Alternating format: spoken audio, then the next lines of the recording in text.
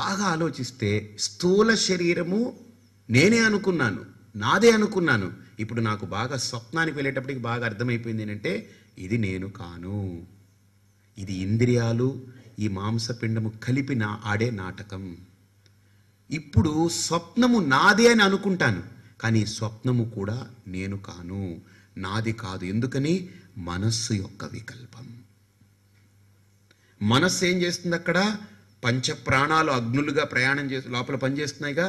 ఆ ప్రాణాల యొక్క శక్తిని మనస్సు కేంద్రీకృతం చేసుకుని ఈ మనస్సు మేలుకున్నప్పుడు ఇంద్రియాలు పొందినటువంటి అనుభవాలన్నింటినీ గ్యాదర్ చేసుకో లోపల పెట్టుకుని దాంతో ఒక సపరేట్ ఒక ప్రపంచాన్ని తయారు చేసుకుని అది హాయిగా అనుభవిస్తుంది. అందుకనే అత్ర ఏష దేవః స్వప్నే మహిమానం అనుభవతి. ఎవడండి స్వప్నంలో అనుభవిస్తున్నాడు? ఆత్మ చైతన్యమే అనుభవిస్తుందని పొరపాటు పడచ్చు. ఆత్మ చైతన్యం కాదు, నేను కాను. మనస్సే ఈ వికల్పాలని తయారు చేసుకుని ప్రాణాల యొక్క సహకారంతో అది ఎగురుతూ అదొక గొప్ప దీని కింద తయారు చేసుకుని అనుభవిస్తూ ఉంది.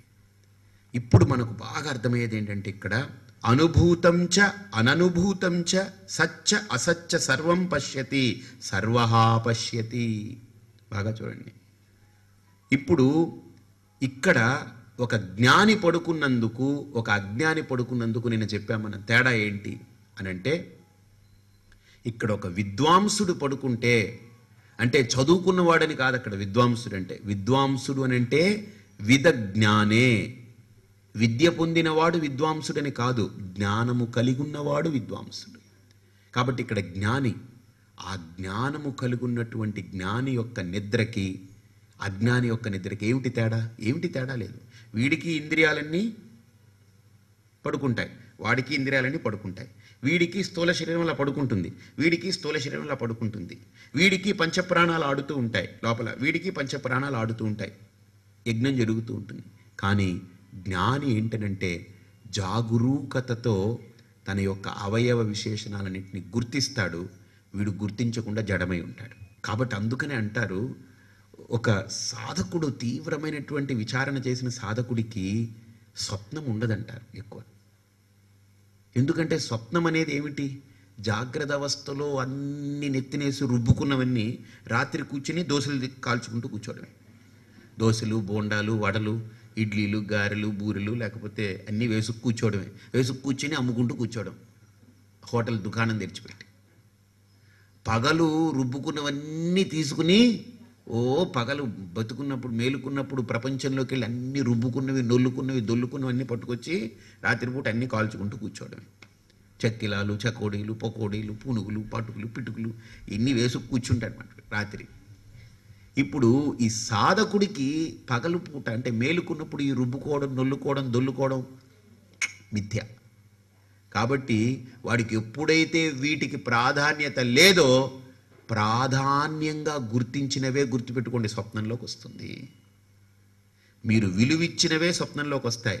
మీరు వెళుతున్నప్పుడు ఏదో చూశారు, అది చూసి చూడనట్టు వెళ్ళిపోయారనుకోండి, అది స్వప్నంలోకి రాదు. దీన్ని దీర్ఘంగా చూసి అబ్బా అని దాన్ని వాంఛించి లేకపోతే దాన్ని బాగా వీప్సతో చూశారో అది లోపల ముద్ర పడుతుంది, అది రాత్రి స్వప్నంలో మేలుకుంటుంది. అలాగని సాధకుడికి ప్రపంచం అనేది జగత్ ఎప్పుడైతే మిథ్యాని గుర్తించాడో, తన స్థూల శరీరం ఒక పిండం, ఇందులో ఇంద్రియాలు లేస్తేనే దీనికి, లేకపోతే లేదు, కాబట్టి ఇది నేను కాదని గుర్తించాడు. స్థూల శరీరాన్ని తను కాదని గుర్తించాడు, బయట స్థూలమైన జగత్తుని మిథ్యగా తీసిపాడేశాడు. తీసిపాడేసిన వాడికి స్థూల దేహము, స్థూల జగత్తు రెండు పడిపోతే వాడికి స్వప్నాలు మ్యాక్సిమం ఉండవు. ఎందుకని ఎన్ని తీసిపాడేస్తాడు. చూసి చూడనట్టు, విని విననట్టు, మాట్లాడి మాట్లాడినట్టు, తిని తిననట్టు అలా ఉంటాడు సాధకుడు. మనమేంటి?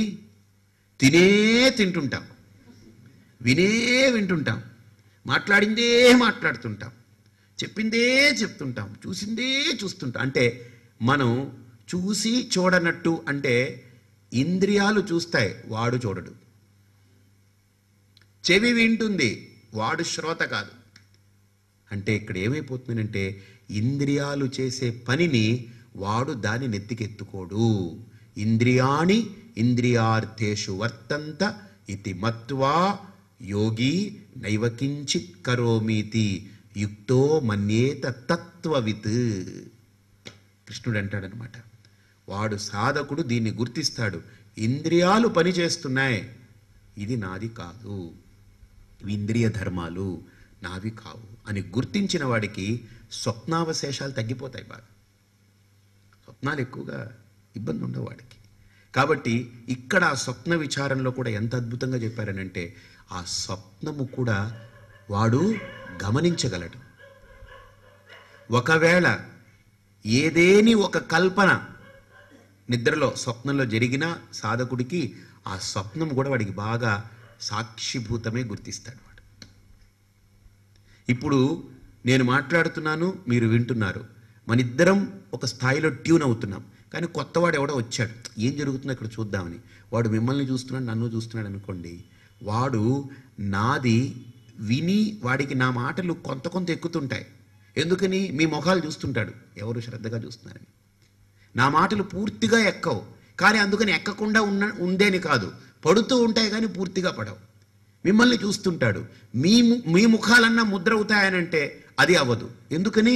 మీ ముఖాలు మీవన్నీ ఏమైనా లోపల ముద్ర అవుతున్నాయనంటే అది పూర్తిగా కాదు. ఎందుకని? నా వింటుంటాడు కాబట్టి. అంటే ఒక సాక్షికి రెండు ముద్రలు పడవు లోపల. అలాగనే ఇక్కడ కూడా బాగా ఆలోచించండి. ఇక్కడ చూడండి మీరు, ఇక్కడ ఒక సాక్షిగా స్వప్నము కూడా వాడికి సాక్ష్యం అవుతుంది. ఇప్పుడు బాగా గుర్తించండి, ఒక చిన్న మీకు అవగాహన. సాక్షి సాక్ష్యము, అవునా? సాక్షి సాక్ష్యం ఒకటేనా? సాక్ష్యము సాక్షి మధ్య భేదం ఉందా లేదా? ఉంది కాబట్టే అది సాక్ష్యం, వీడు సాక్షి. అలాగనే స్వప్నంలో నా స్వప్నం నాకు సాక్ష్యం, నేను సాక్షి. కాబట్టి స్వప్నము నేను కాను, నాకంటే స్వప్నం వేరే.